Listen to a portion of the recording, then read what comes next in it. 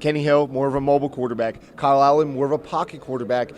What quarterback would be best for the Kevin Sumlin system? In the confines of Auburn's football stadium, many crazy occurrences have happened in the past 12 months. And another one seemed to be brewing tonight, here for another miracle at Jordan-Hare. They might as well. They've won 14 straight home games right on this field. But it was a fumble in the jungle that made the difference tonight to propel the Aggies with a victory. Rockdale has been undefeated so far this season, but they mostly had their challenges on the road against Caldwell and Camarillo for the Battle of the Bell. But in the friendly confines at home, could they beat a hungry Academy team? We have the highlights for you right now. As the Baylor women's team addressed the media, they knew that they were in the Elite Eight, but by talking to them, you just couldn't tell.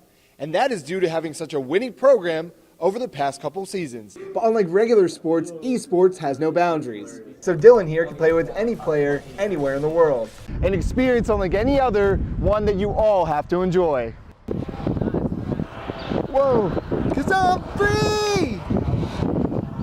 Free falling! After all the stiff competition here at the Purcell Pavilion, these Baylor Bears are looking forward to cutting down some nets this March. Allen will play a team who brings a spine-chilling blitz and uses witchcraft on the defensive side to try and spook the freshman quarterback all game long. But at ABC 40, we put the two-time champ to a real test. And I challenged Martin to a game.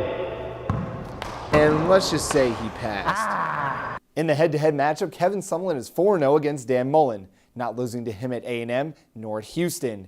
But he is not going to take Mullen lightly, as Mullen learned under the pedigree of a former national champion head coach. But don't call him Kenny Football. He's creating his own path here in College Station. On this one-on-one, Des Bryant is open. Go and get it, big fella. Coach Kennedy just wanted his players to play aggressive, and they sure did that. Alex Caruso, you can't stop me, huh? In the top of the second, bases loaded for Jose Altuve as he hits his 6th of the year. Oh, what a stiff arm! Now 3-2, touchdown! Touchdown, Keke Johnson. He drives for 5. That's his 5th touchdown tonight. It's going to be one of the best runs that you've seen in Texas high school football all year, and maybe over the last few years. Brian running back Keke Johnson has landed on the Texas high school football map after his dominating 5-touchdown, 296-yard performance against Huntsville this past Friday. And his game seems to resemble the likes of Javorsky Lane, Ricky Williams, Marshawn Lynch, and I was like, I'm about that action, boss. I'm just about that action, boss. But to get to this point, Keke started the game here as a child in Bryan.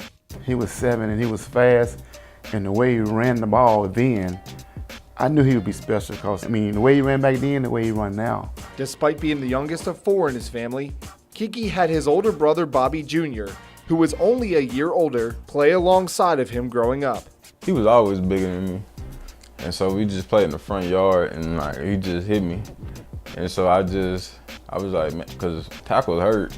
In 2013, the two played together for the Vikings, where older brother had little brother as his fullback and was able to teach him a thing or two as Bryan's leading scorer. And you should have went this way. I'd be like, you should have just ran him over. You should have cut that back or whatever, and he helped me. What has really propelled Johnson is one motto that his father has always instilled in him. Don't let one man bring you down, and I take that as motivation. It's like I'm playing defense, like I'm looking for somebody to hit. I think Keke, he has a good first move. Everybody thinks he's a power back, and he is, but he has ability to jump stop and maybe go the other way or bounce it outside. Keke Johnson, of course, wants to be known for giving Bryan a state title. But what he really wants you to know is that I was a good kid, and I was a tough runner. And if he keeps up the pace this season, no one will forget about him anytime soon. The cornerstone of success for the Cowboys the past couple seasons has been thanks to Tony Romo carrying the team on his back.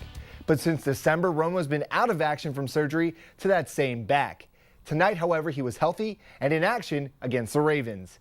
His return did not start well. Here on a handoff to DeMarco Murray, no one had a grip on the ball except for Courtney Upshaw, who takes this fumble 26 yards into the end zone for the Ravens. Romo, though, would come back, thanks to his trusty partner. As the Ravens blitz a safety on this one-on-one, Des Bryant is open. Go and get it, big fella. He scores for the Cowboys their first touchdown with Romo and Dez. However, Flacco and the Ravens were on point tonight as the former Super Bowl MVP was looking elite once again. On the fade route to Torrey Smith, the Ravens won 37-30, but Romo felt good finally back in live action.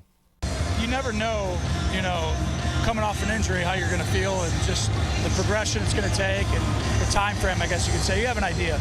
But it's nice to be able to see that you can go out and play and your back holds up, your body holds up, and there's always going to be talk until you come back and go do it.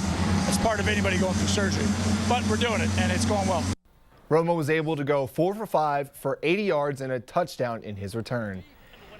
And Jadeveon Clowney came out tonight's game against the Falcons like it was the Sugar Bowl. He runs right through Anton Smith. Take another look. You can't stop this raging bull. He is a monster. On the very next play, Clowney beats his guy again out of the gate and sacks Matt Ryan. His presence was known tonight. Ryan Fitzpatrick, after 2 interceptions, though, last week, moved a little bit in this one. He wasn't going to throw another pick, and that is a gain of 10 yards. Then later in the drive, Alfred Blue runs in one for the Texans, their first preseason touchdown. They are up 7-0. Fitzpatrick then became more comfortable, hitting Davier Posey for the 8-yard touchdown. He went 9 for 12 for 97 yards, and the Texans win 32-7. Now down in College Station, the replacement to Johnny Football has been named as sophomore quarterback Kenny Hill is the starter for Week 1 in South Carolina. Aggies head coach Kevin Sumlin announced it this afternoon just before his team headed to practice that the former Texas 5A Player of the Year out of Southlake Carroll will be taking first-team reps in preparation for the Gamecocks. But Sumlin says Hill's position is not safe by any means. Kyle is going to continue to get better. I think he's going to continue to work, and Kenny's going to have to continue to work also. The competition's been is a coach's best friend.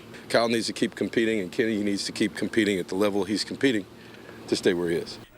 Hill played in 4 games as a true freshman, completing 18 of 22 passes for 183 yards and a touchdown in 2013.